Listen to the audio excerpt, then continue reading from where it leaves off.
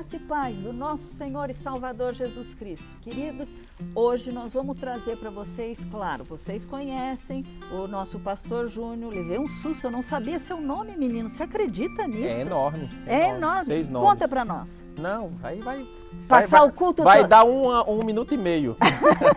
Eu vou perder 1 minuto e meio precioso, mas é enorme, gente, é enorme. Começa com José e termina com Júnior e tem 4 nomes no meio. Mas olha que lindo, nós tivemos juntos aqui numa reunião na segunda-feira sobre os pastores. Conversa, já que nós estamos na pandemia, para a gente estar juntinho, tempo de comunhão.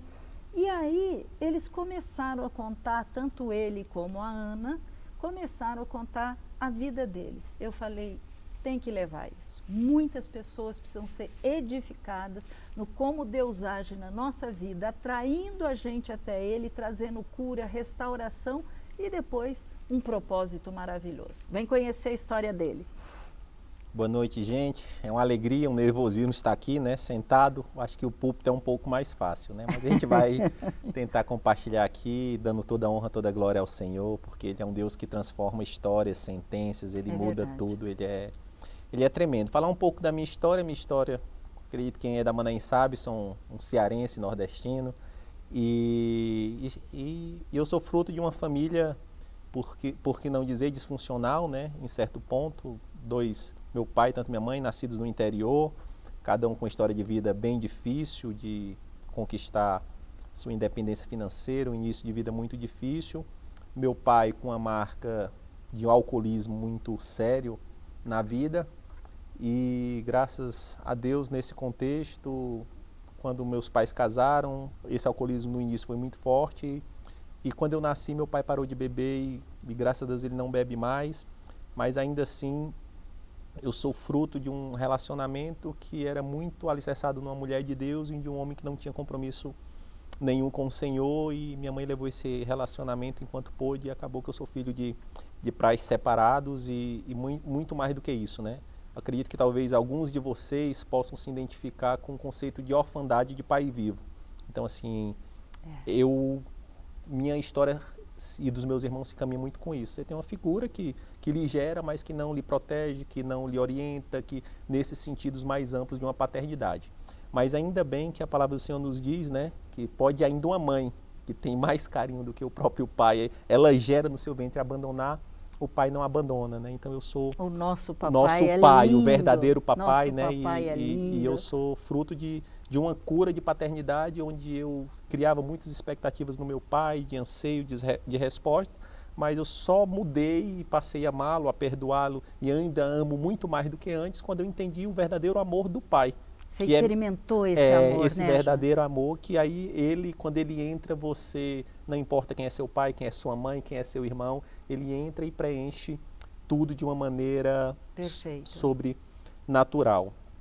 E o fruto da minha conversão é o que eu brinco, né? Eu gosto de dizer que eu sou fruto de uma mulher guerreira que batalhou e criou seus filhos praticamente sozinho, mas ela foi buscar o alicerce do Senhor. O que ela tinha dúvida, o que faltava, ela sempre desde cedo... Sua mãe foi um exemplo para você, né? Sem dúvida, pastora. Hoje o que eu gosto de brincar, né?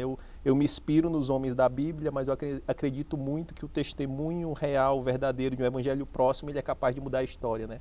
Eu não preciso, para beber de um testemunho real, ter ido em Paulo e Pedro. Eu vi isso diariamente na vida transformada da minha mãe. Oh, glória a Deus. Dia após dia, uma mulher que renunciou a vida para o evangelho para criar os filhos, né? Então, assim, mesmo na minha juventude, dando uns percalços, tendo o conhecimento do evangelho, dando uns percalços no mundo, batendo umas cabeças, mas eu ainda sempre sabia que existia um Deus verdadeiro e o Deus da minha mãe podia mudar a minha história. Você tinha o porto seguro nela, sim, né? Sim, olha, mulherada, olha que coisa linda, tá? Independente do que possa estar acontecendo na sua casa, você, como a Bíblia fala, da mulher virtuosa, sim, não é isso? Você foi chamada por Deus, esse é teu primeiro propósito. Independente do que Ele vai fazer depois com você, o teu primeiro propósito é você ser exatamente o que Ele está falando.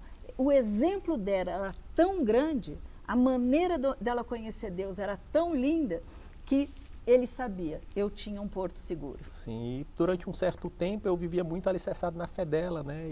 E nesse exemplo dela, mas até um momento que eu tive o meu real encontro, que eu não consigo nem precisar exatamente, né? Mas um grande alicerce que a minha mãe fez, ela sempre investiu e nos manteve em igreja que tinha um ministério infantil muito forte, para que as crianças forem ministradas. Então, pais, mães, invistam tempo, tanto para orar com seus filhos, para abrir a Bíblia, para fazer cultinho. Isso é investimento. Eu me lembro que ele comentou uma coisa, gente, me chamou muito a atenção. Do lado da casa dela tinha uma igreja. Sim, mas bem ela próxima. não ia ali, ela pegava e ia numa muito mais Pegava distante. 2 ônibus, porque sabia que lá existia um ministério forte infantil. para Isso ministrar. é maravilhoso, João. Sabedoria e é isso, né? E quem é aqui da igreja sabe que eu tenho um chamado ministerial com crianças, amo, né? Liderei o Manaim Também Kids por esse exemplo, não é? E não é um ministério menor do que nenhum, é um ministério preventivo. Então, pai e mãe, você conseguir criar um alicerce de fé no seu filho é o maior legado que você deixa.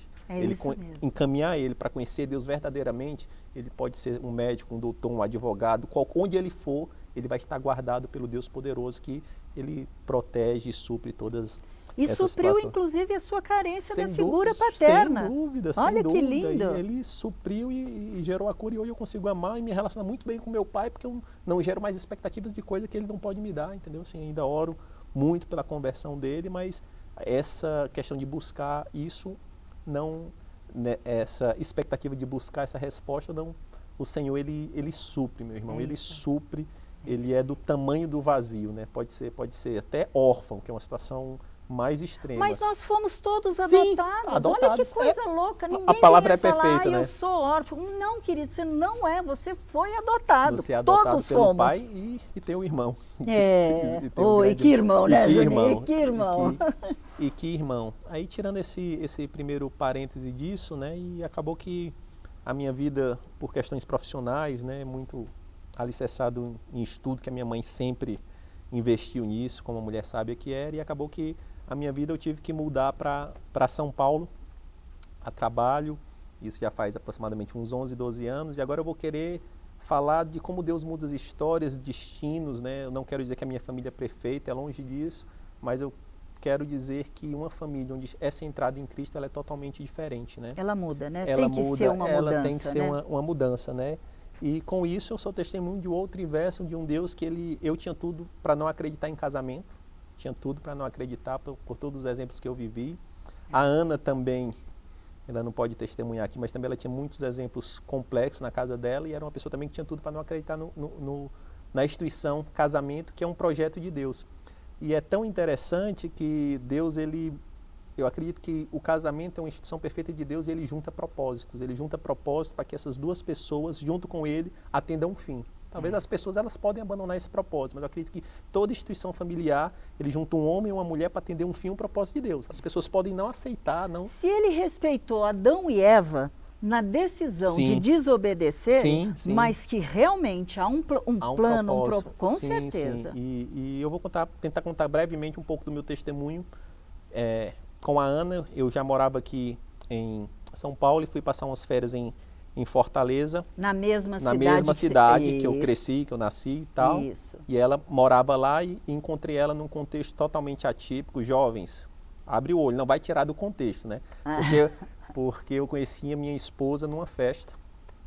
E não vai dizer, o pastor conheceu a esposa na festa, estou liberado, não. Você vê como Deus, ele pega as coisas loucas, né, para confundir, né, sabe? Na verdade, eu fui para essa festa com um amigo meu, Davi Galdino, se um dia ele ver esse vídeo, ele vai saber dessa situação.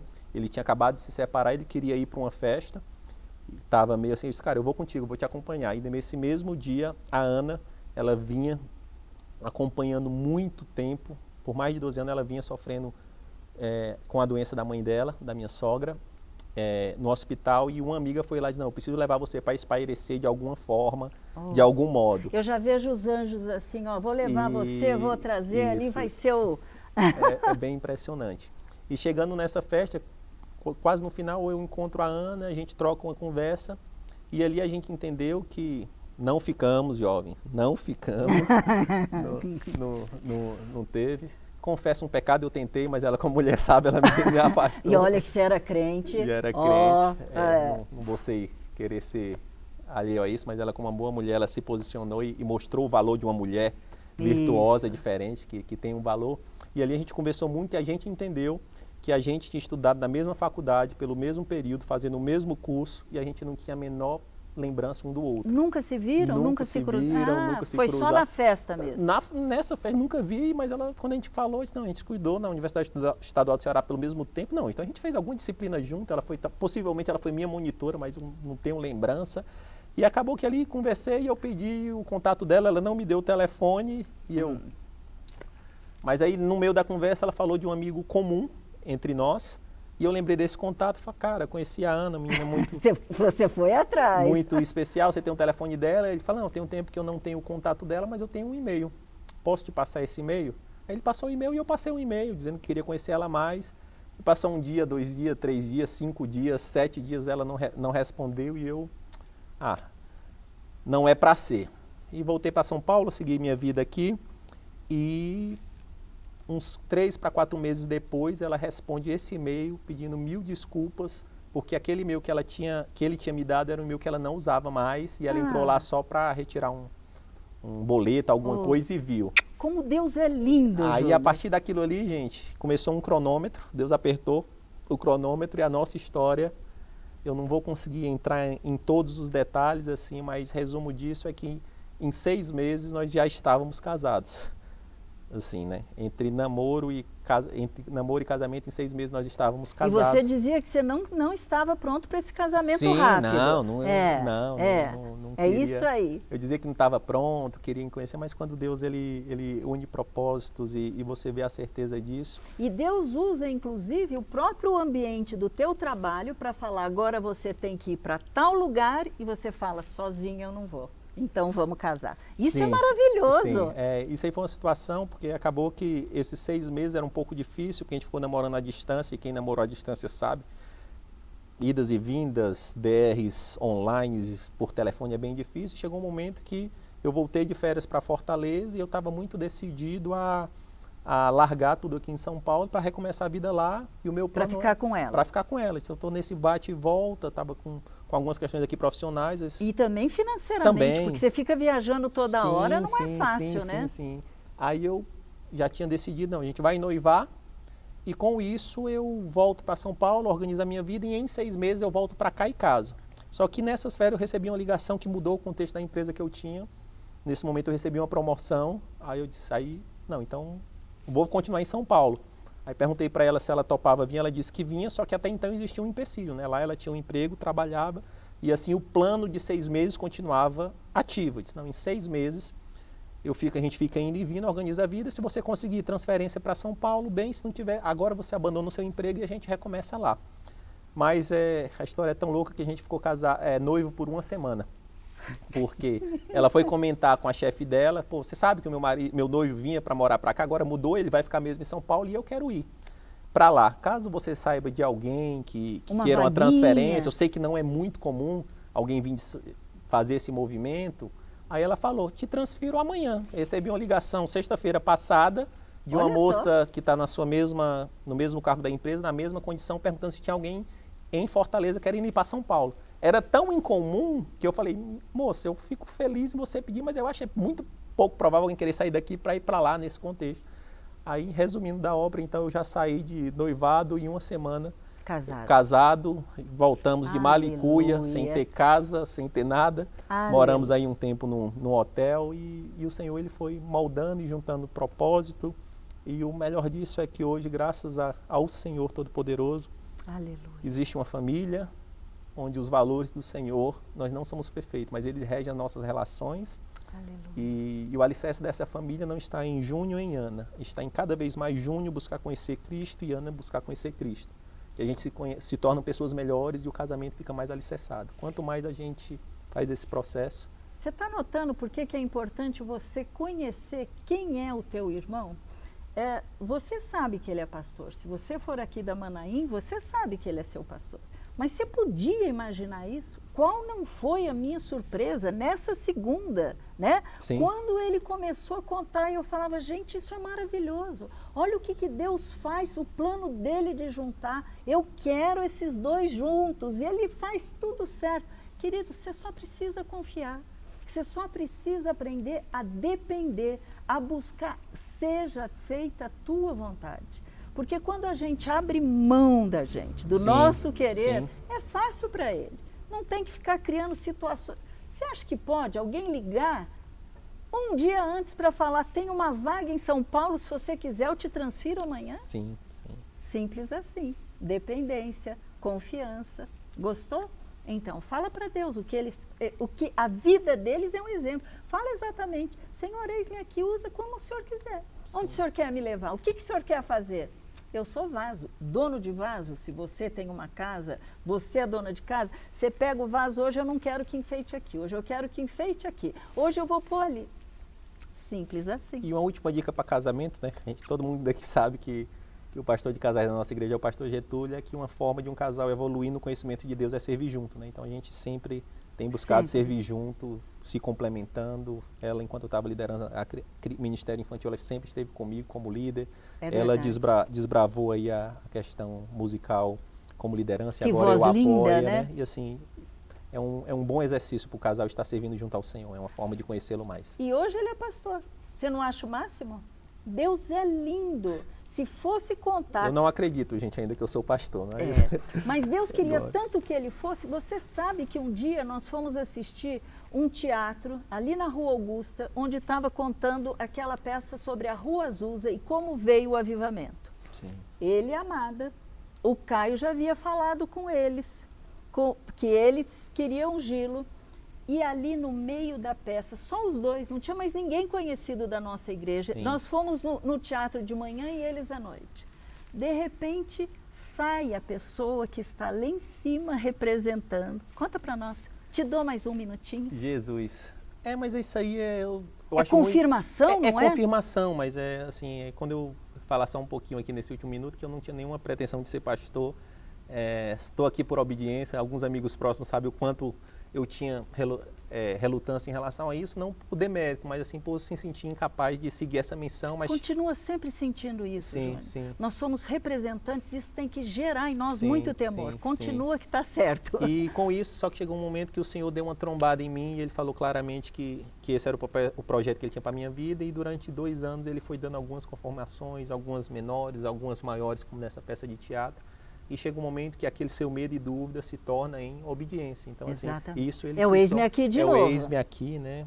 Já pensou parar a peça, eles descerem para poder chegar? Foram orar por outras pessoas, mas Deus falando que o cajado estava na mão. Sim, sim. Eu não sei o plano de Deus para a tua vida, querido, mas eu sei que tudo que Ele faz é maravilhoso, é para o teu bem. Você só precisa confiar, porque o plano dele é bom, ele é agradável e ele é perfeito. Sim. Então aprenda a buscar, aprenda a descansar. O resto, deixa na mão dele. Júnior, obrigado, querido. Obrigada prazer, por você pastora. ter vindo aqui contar para nós, contar inclusive de uma família disfuncional. Sim. Olha o que Deus te dá, o presente que Ele te faz, tendo uma mulher linda, uma filha que dá vontade de você. Não é verdade? É verdade, Tezinha é uma bênção. Que Deus abençoe a tua vida e que através desses testemunhos que a gente tem trazido aqui, você aprenda que toda e qualquer situação Ele pode mudar. Basta você crer, basta você confiar. Fique na paz do nosso Senhor e Salvador Jesus Cristo.